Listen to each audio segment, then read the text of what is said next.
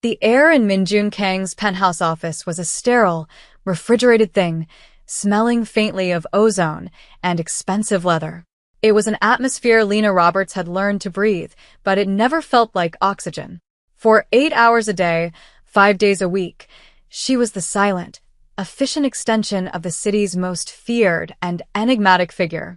Her official title was executive assistant, but the whispers in the gilded hallways and the fear in the eyes of men in $1,000 suits told a different story. She worked for a king, a predator, the undisputed Korean Mafia boss of the city's sprawling underworld. The pressure was a physical weight, a constant tension in her shoulders. Today, it was unbearable. The demands had been relentless, a cascade of impossible tasks delivered in his clipped, chillingly calm voice over the intercom. Rear out a private jet out of a storm-locked airfield. Acquire a controlling interest in a tech firm by morning, discreetly. Cancel his reservation at a Michelin-starred restaurant and then, an hour later, demand it be reinstated for a party of 12. Each task was a test of her resourcefulness, her composure, her sanity. Now, finally, silence. The heavy mahogany door had clicked shut behind him 20 minutes ago, the sound echoing in the cavernous space.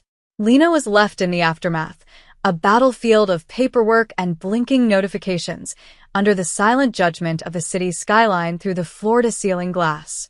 Her head throbbed, a dull, persistent drumbeat against her skull.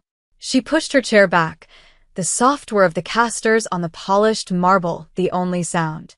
Her eyes, weary and bloodshot, drifted upwards, landing on the one object in the room that was more intimidating than the man himself, his portrait. It was enormous, a monument of oil on canvas, depicting Minjun Kang not on a throne, but seated in this very chair, his hands steepled, his gaze so unnervingly direct it felt like an accusation. The artist had captured the cold fire in his dark eyes, the severe line of his jaw, the almost imperceptible arrogance in his posture. It was the face of a man who had never been told no, a man who bent the world to his will with nothing more than a whisper. She felt a familiar surge of helpless frustration, a hot, bitter wave that rose in her chest. The silence was no longer a relief. It was an accomplice, allowing her anger to fester. She stood, her joints aching, and walked slowly toward the painting, her reflection a ghostly silhouette against the dark, tailored suit of the painted Mafia boss. Lena stood before the monolith of canvas and oil, her arms crossed tightly over her chest as if to hold herself together. The painted eyes of Minjun Kang bored into her, a permanent, unblinking record of his authority. In the flesh, he was a quiet storm. In the portrait, he was the storm's eternal, captured wrath. The frustration that had been simmering all day began to bubble over, spilling out in a low, shaky whisper. "You know," she began, her voice a small, tight sound in the vast emptiness of the office. "For a man who demands clairvoyance, you are remarkably opaque." She took a step closer, emboldened by the sheer absurdity of her own actions. Arguing with a painting. It was official. This job had finally broken her. A 5 a.m. email with a single, cryptic line. "Handle the Yokohama shipment. Handle it how, Mr. Kang? Should I send flowers?" A strongly worded letter. "Do you want me to charter a boat myself and go down to the docks?" Her voice grew louder, shedding its whispery caution for a tone of pure, unadulterated exasperation. She began to pace in front of the portrait, her heels clicking a sharp, angry rhythm on the marble floor. "And the acquisitions. You want me to get a company's board of directors by sunrise, but you give me nothing. No leverage, no strategy. Just get it done. Do you think I have a magic wand hidden in my desk drawer? Am I supposed to mesmerize the CEO with my exceptional filing skills?" She threw her hands up in the air, a gesture of theatrical defeat aimed at the unmoving figure. "Of course not. Because you've already done the dark, terrifying part, haven't you? You've already made the calls, whispered the threats, moved the pieces. I'm just the final signature, the polite email that papers over the brutality of it all. The smiling, respectable face of your merciless ambition." Her breath was coming in short, sharp gasps now. the dam of her professional restraint crumbling piece by piece. She had spent 2 years in this ivory tower, a ghost in the machine of his empire, and he likely didn't even know her middle name. Her pacing became more agitated, a caged energy propelling her back and forth before the silent judge on the wall. The city lights began to flicker on, painting the office in strokes of neon and gold, but she didn't notice. Her world had shrunk to this room, to this one-sided confrontation. "And another thing," she said, pointing an accusatory finger at the portrait's stern face, "your coffee order. It is the bane of my existence. Single-origin Ethiopian beans, hand-ground, not by a machine, God forbid, brewed at precisely 94 degrees Celsius, with one, and only one, raw sugar cube. Not 2. Not 0. 1. I had to fire a courier service because the delivery boy's footsteps were, and I quote, rhythmically displeasing. Do you have any idea how insane you sound? Do you even taste the coffee? Or do you just enjoy the quiet suffering of everyone who has to procure it for you?" The question hung in the air, ludicrous and deeply felt. She stopped directly in front of the painting, her head tilted, her gaze analytical. The anger was beginning to cool, leaving behind a strange, aching curiosity. She let her eyes trace the severe lines of his face, the dark sweep of his hair, the complete absence of softness in his painted expression. "Who are you?" she asked, the question softer now, laced with genuine wonder. "When you're not being the terrifying Korean Mafia boss, the corporate phantom, the man who makes billionaires tremble what's left. Is there anyone in there? Do you ever laugh? Do you ever look out at this city and feel anything other than ownership?" She reached out, her fingers hesitating for a moment before lightly touching the ornate, gilded frame. It was cold as the glass wall, as cold as the man it depicted. She felt a profound sense of loneliness, not just for herself, but for him. A man so insulated by power and fear that the only person brave enough, or foolish enough, to speak to him honestly was his secretary, and even then, only to a two-dimensional effigy. The thought was so deeply pathetic it almost made her want to cry. The wave of emotion crested and broke. The anger, the frustration, the bizarre surge of empathy, it all coalesced into a single, reckless impulse. Her hand slid from the cold frame to the smooth, lacquered surface of the canvas. The artist had used a subtle gloss on his lips, giving them a faint, lifelike sheen. She looked into those unblinking, painted eyes, a storm of contradictory feelings raging within her. He was a monster, a tyrant, a man who moved through the world like a plague. He was also brilliant, disciplined, and possessed a gravitational pull she couldn't deny, even as she resented it. He was the architect of her misery and the reason she could pay her mother's medical bills. It was a dizzying, impossible duality.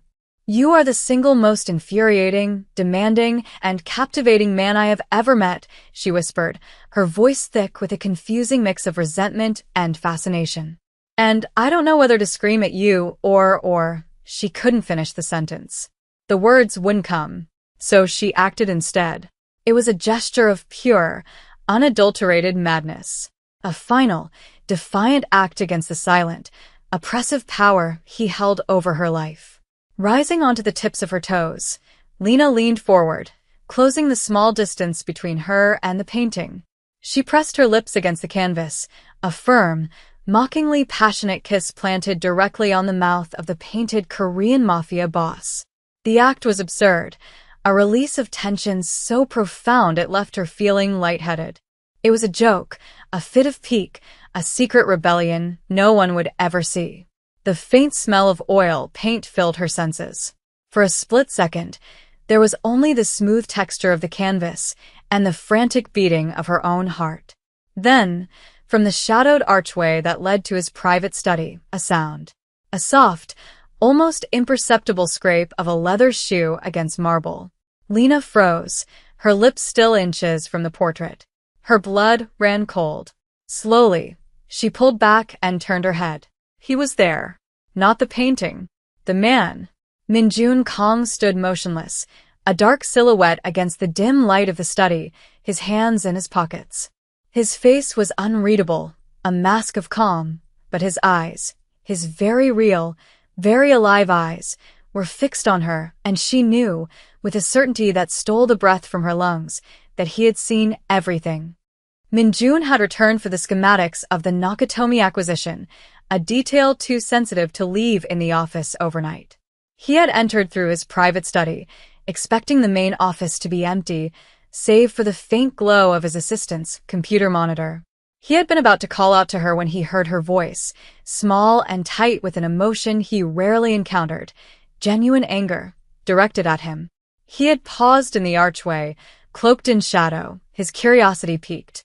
Listening to her was like discovering a secret document, a dossier on himself compiled by an unwilling biographer. He heard her rail against his impossible demands, her shockingly accurate imitation of his clipped tone, her detailed and passionate rant about his coffee. A muscle in his jaw twitched, not with anger, but with an unfamiliar flicker of amusement. No one spoke of him this way. To his face, they were obsequious.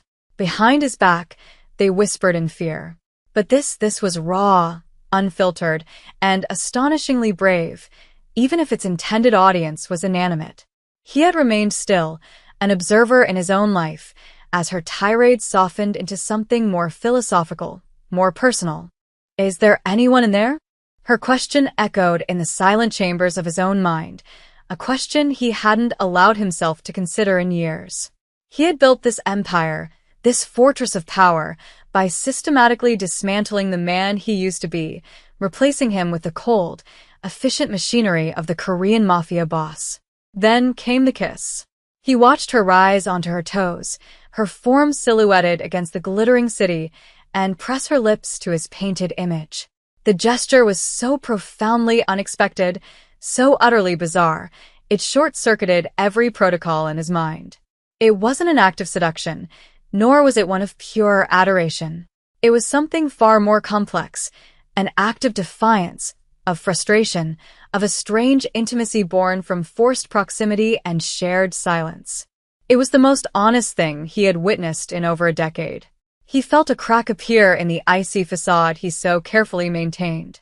He should have been furious. He should have fired her on the spot for such an egregious breach of professional conduct. But he wasn't. He was intrigued. Deeply. He chose that moment to shift his weight, the soft scrape of his shoe a deliberate announcement of his presence. He watched the blood drain from her face, the wide-eyed panic that replaced her defiant posture. He stepped out of the shadows, the ambient light catching the silver of his cufflinks, his expression a carefully blank canvas. He let the silence stretch, enjoying the palpable tension in the room. He walked slowly toward her, his eyes flicking from her terrified face to the portrait and back again. Finally, he stopped a few feet away and spoke, his voice a low, dangerous purr. "Is there something you wish to discuss, Ms. Roberts?" Lena's mind went completely blank. All cognitive function ceased, replaced by a roaring static of pure, unadulterated panic. Her heart hammered against her ribs like a trapped bird. She could feel the heat rising in her cheeks, a mortifying blush that she knew was visible even in the dim light. She opened her mouth to speak, but only a strangled squeak emerged. She swallowed hard, trying to regain control. "Mr. Kong," she finally managed, her voice a reedy whisper. I didn't know you were here. I thought you had left for the night." Yeah, I'm so sorry. "I was just tidying up." The lie was pathetic, ludicrous, and they both knew it. His gaze was unnervingly steady, his dark eyes missing nothing. He took another slow step forward, his presence filling the space, pressing in on her until the air felt thick and hard to breathe. He gestured vaguely toward the portrait. "Tidying up," he repeated, a faint, almost imperceptible note of amusement in his tone. "Your methods are unconventional." He stopped directly in front of her, forcing her to tilt her head back slightly to meet his gaze. He was taller than she realized, an imposing column of dark wool and quiet menace. "You seem to have several grievances," he continued, his voice dropping even lower, a silken threat. "Let's start with the Yokohama shipment. You had questions about my preferred method of handling it. Please, enlighten me. I am always open to constructive feedback, Lena felt a wave of dizziness. This was a nightmare. He wasn't yelling. He wasn't firing her. He was doing something far worse. He was dissecting her, calmly, precisely, with the detached curiosity of a scientist studying an insect. "No, sir," she stammered, wringing her hands. It was unprofessional. I was stressed. It was a lapse in judgment that will never happen again. I deeply apologize for my behavior." He ignored her apology, his focus absolute. "And my coffee," he said, a ghost of a smile playing on his lips, a terrifying sight. "My distilled disappointment. You feel the suffering of the courier is too high a price to pay." An interesting moral position, he was quoting her. He had heard everything. Every single mortifying word. The ground beneath her feet felt unstable, ready to give way. She had not only insulted her boss, the city's most powerful Korean mafia boss, but she had also revealed a deep well of personal frustration to a man who tolerated no weakness. She had sealed her own fate. The following week was a masterclass in psychological tension. Every buzz of the intercom made Lena jump. Every time he summoned her to his office, she was certain it was to dismiss her. But the final blow never came. Instead, the entire dynamic of their professional relationship had been subtly, irrevocably altered. He was still the same demanding, exacting employer, but something new had entered his gaze when he looked at her. It was a flicker of awareness, a glint of knowing amusement that made her skin prickle. He started speaking to her in person more often, his voice no longer just a disembodied command through a speaker, but a low, resonant presence in the room with her. One afternoon, he called her in to review a quarterly report. As she was about to leave, he stopped her.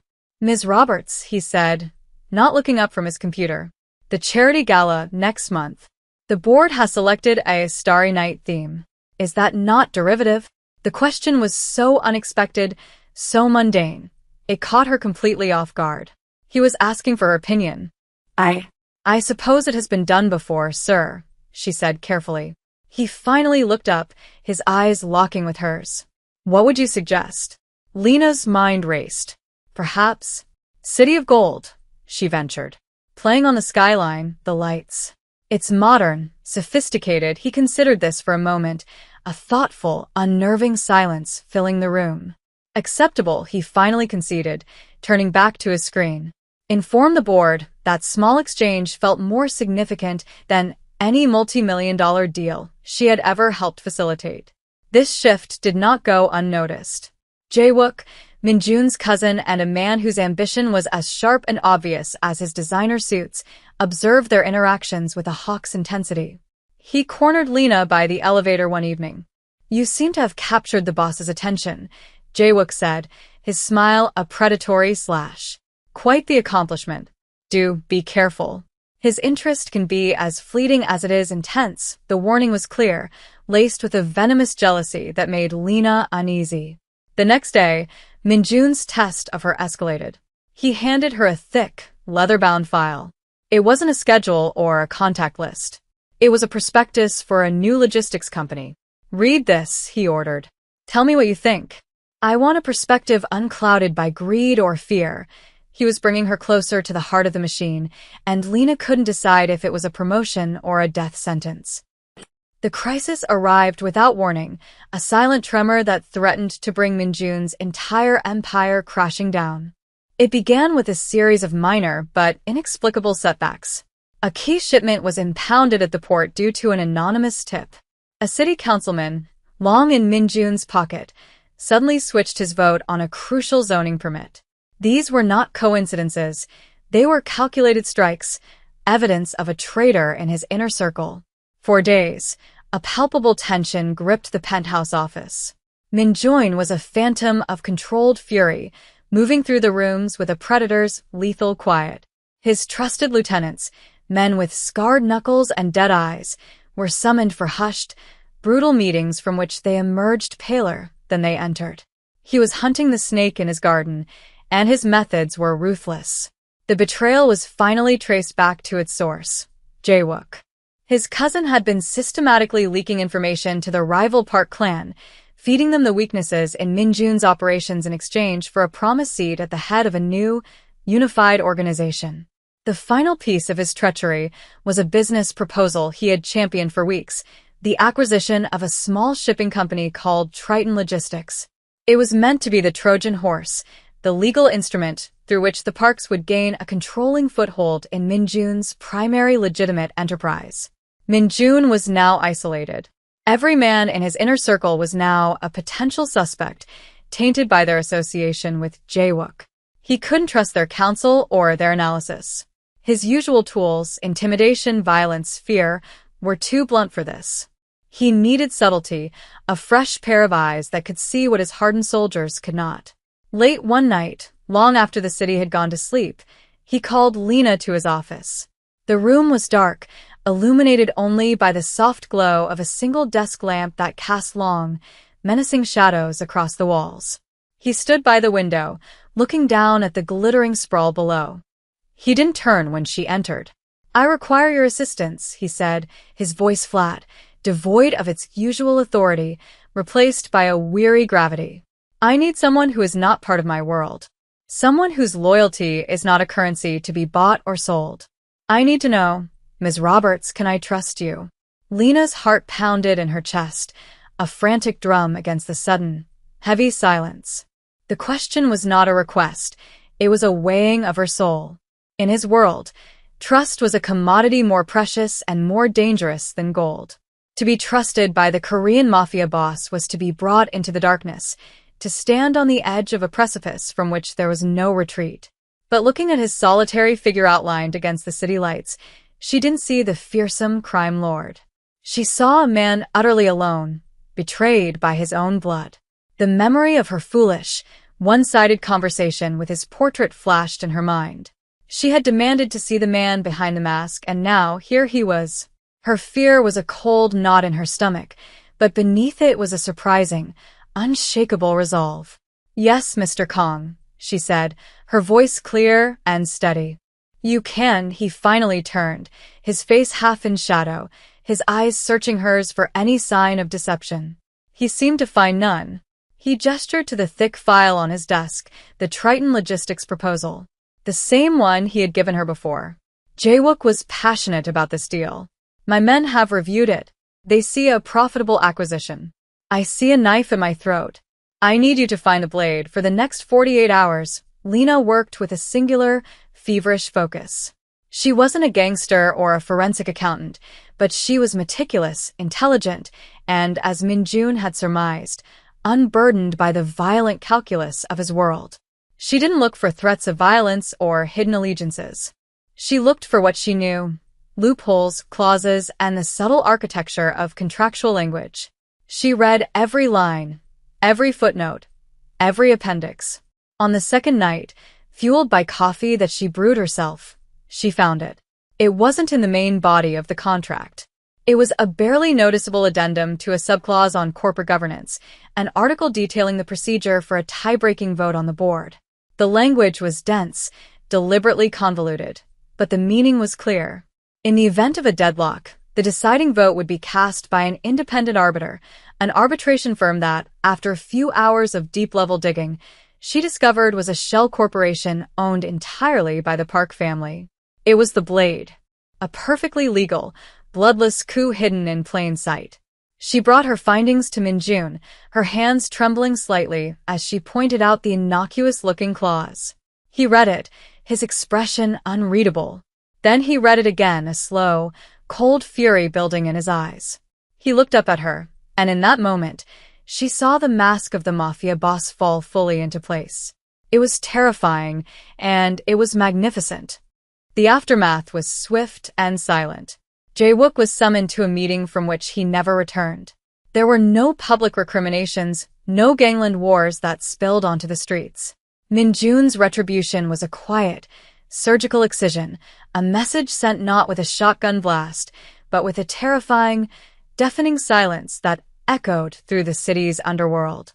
The Park clan, their Trojan horse discovered and neutralized, retreated, their play for power utterly broken. The storm had passed. A few nights later, Lena was working late, finalizing the paperwork that would dissolve the Triton deal when Minjun entered her office space. He didn't speak, but simply stood there, watching her. Finally, she looked up. "It's done," she said softly. He nodded, walking past her into his own office, leaving the door open in a silent invitation. She followed him in. He was standing in front of the portrait, his hands clasped behind his back. The painting, which had once been the focus of her impotent rage, now felt like a relic from another lifetime. "That man," Minjun said, his voice a low murmur as he stared at his own likeness, "is a construct. He is a shield. He is what they fear, and so, he is what they respect. He must be cold, unflinching, and solitary." He turned his head slowly, his gaze finding hers in the dim light. "You stood in this room, and you yelled at him. You demanded to see something else. And then you showed him a loyalty that was not born from fear." He took a step toward her, closing the space between them. The air was thick with unspoken words, with the gravity of all they had been through. He was no longer just her boss, she was no longer just his assistant. They were two people who had seen the truth of each other in a moment of crisis. "For years, I have been surrounded by men who would kill for me, but who would also kill me for the right price," he continued, his voice raw with a vulnerability she never thought him capable of. "Their loyalty is a transaction. Yours was a choice. I confess, I do not know what to do with such a thing." He reached out, not to touch her, but as a gesture, his hand hovering in the air between them. It was a question, an offering. "Stay, Lena," he said, and the name on his lips was both strange and perfectly right. "Do not stay as my secretary. Stay as my confidant. Stay with me." Lena looked from his outstretched hand to his dark, earnest eyes. She saw the empire, the danger, the cold, lonely world he inhabited. But for the first time, she also saw a space in it, a space that only she could fill. She took a step forward, closing the final distance, and placed her hand in his. His fingers curled around hers, warm and strong. In the silent, glass-walled fortress high above the city, under the watchful eyes of a painted king, a new, quiet alliance was forged, not of power or fear, but of a connection as unexpected and profound as a kiss on a canvas.